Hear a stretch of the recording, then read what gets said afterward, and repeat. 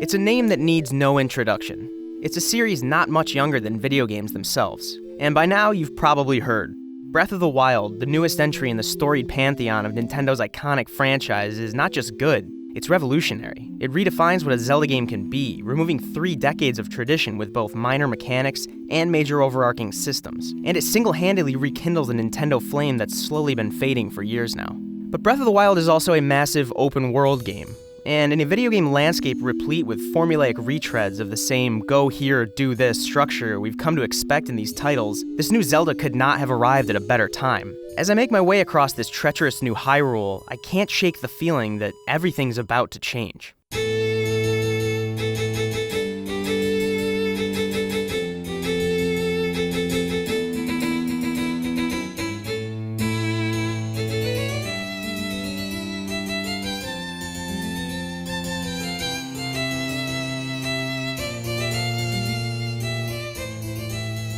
To understand why Breath of the Wild is a benchmark for open-world games, it's probably helpful to first look at its significance in the Zelda series. The Zelda formula has long been about finding tools, which act as keys to new areas, funneling you from one space to another. You also descend into dungeons, these discrete locations with environmental puzzles, a new piece of equipment, and a boss that tests your skill with said equipment. Once you've completed enough dungeons, you can travel to the game's final boss, usually some form of the evil King Ganon, and beat the game. The structure has always worked and has led to some amazing games, but it's gotten old.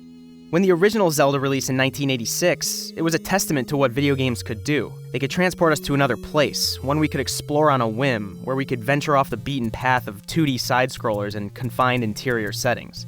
It's ironic, but up until Breath of the Wild, the Zelda game that offered you the most freedom was the first Zelda game. It captured the joy of pure exploration, venturing into the woods out of curiosity, crossing a river to see what lies on the opposite bank. The Nintendo Entertainment System's technical limitations ensured that you really weren't seeing all that much, but you fleshed out the rest with your imagination. Then the Nintendo 64 released, and we realized how deeply console games could communicate a sense of place.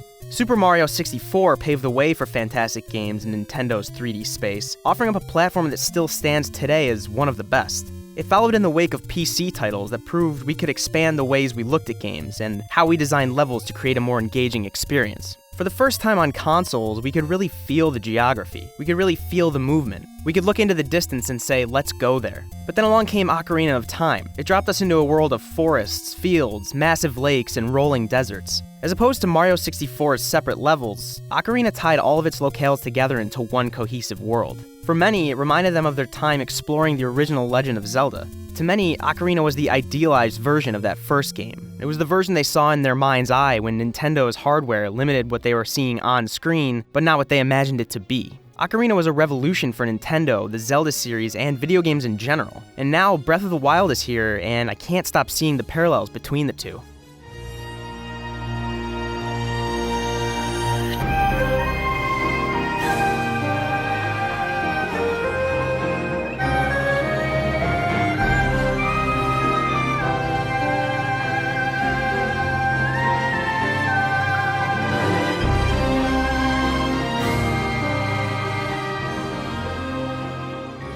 I was born after the release of the original Legend of Zelda, so like many players, Ocarina was the first time I felt truly transported. It was escapism, yes, but it was also the first time I realized that many of the stories we pull from games are the stories we tell ourselves. I didn't just go to the Spirit Temple. I crossed a blistery sandstorm, fought disgusting enemies that rose from the ground, met a ghost who showed me the way, and I realized I could only progress if I returned to the same spot 7 years in the past. Breath of the Wild is the embodiment of stories like these. It's about the time I barely scaled a slippery cliff in the pouring rain. It's about that time I pulled an enemy arrow from my shield, loaded my bow, and fired it right back. It's about that traveler I met on the road who I never saw again. All of this is to say that, for the first time, my wish for what a Zelda could be has finally aligned with what it really is. I don't have to imagine the grand adventure here. Nintendo has shown it to me.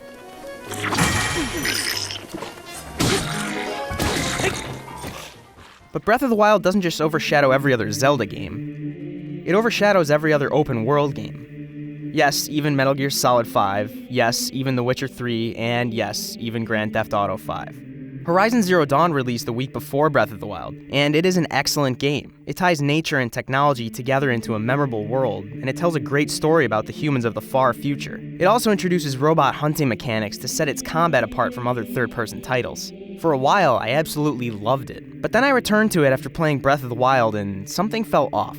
Something had changed. I was following my waypoints, I was gathering plants and branches and machine parts, I was hunting massive mechanical beasts, but I was just going through the motions. After playing Breath of the Wild, Horizon's world had lost my interest. That's because Breath of the Wild uses its every mechanic, its every overlapping system to create a more meaningful sense of place. The wilderness isn't something we just traverse here, it's something we need to survive. Its world map isn't just an arena in which we fight numerous enemies, Hyrule itself is an enemy too. Breath of the Wild introduces its survival mechanics within several moments of Link waking up and walking out into the world. This is light speed by today's standards, where games hold our hand through the first few hours, ensuring that we understand exactly how mechanics work and exactly how we're supposed to use them in the future.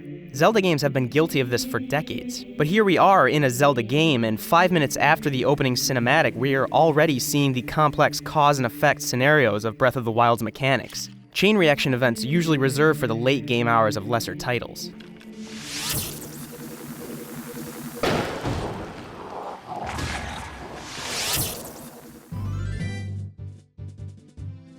I recently spoke to Todd Howard, designer of Fallout 4 and Elder Scrolls V, about what makes a good open-world game.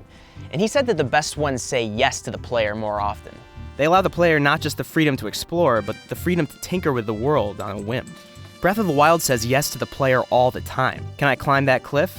Yes. Can I chop down that tree to make a bridge across this ravine? Yes. Can I steal the weapons off that sleeping giant's necklace before he wakes up and chases me across a nearby bridge? Of course.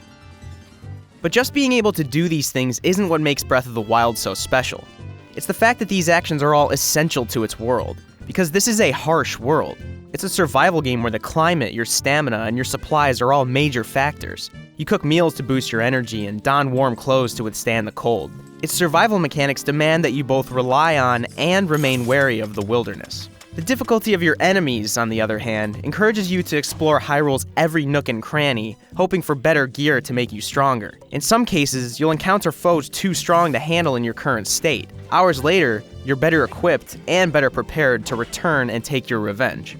Hyrule's friendly inhabitants are essential in the open world as well, offering more than just backstory or the sense of a living world. Townsfolk offer up rumors, warnings, or ghost stories that lead you into the remote places of Hyrule. You explore more, stumble upon a campfire, sneak around it before declaring it safe. This is all an endless, rewarding loop that ties every facet of the world together.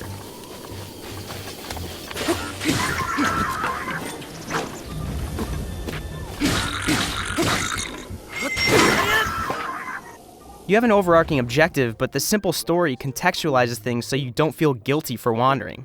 The story supports the idea of a lost hero living off the land, linking up with other champions, growing stronger before finally venturing into the castle in the distance. I'm not just foraging for the hell of it or moving from waypoint to waypoint. I mean this in all honesty, but after all the hours I've put into Breath of the Wild, there is still never a dull moment.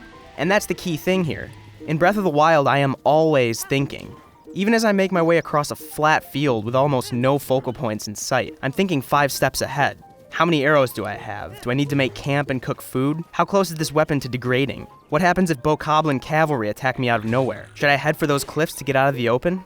This is all to say that Breath of the Wild is an open world not just for the sake of it, because it's a major trend in recent years. It's open world because Nintendo wanted to impart the feeling of being on a dangerous adventure, and every system at play here feeds into that idea. This is a massive Hyrule we're exploring, but there is not much filler at all.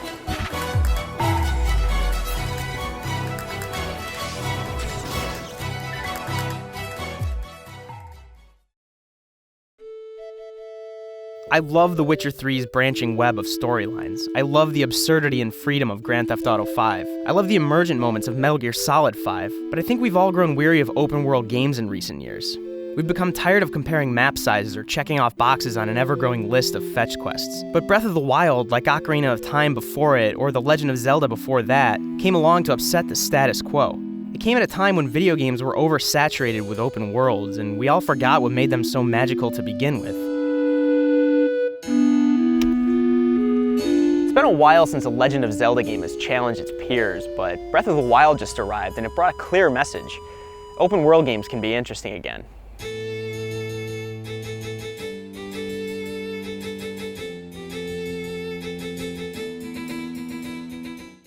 Hey everyone, thanks so much for watching our second episode of Reboot on Breath of the Wild. If you haven't yet, like and subscribe. It helps us keep doing these and we really enjoy doing them. It is a bi-weekly show, and in the off week, we do a Q&A in our past episode as well as tease the next episode. So get your YouTube comments in, tweet at Jake Decker or me. We might feature your comments on the show in our off weeks. So get those in and we're looking forward to seeing you.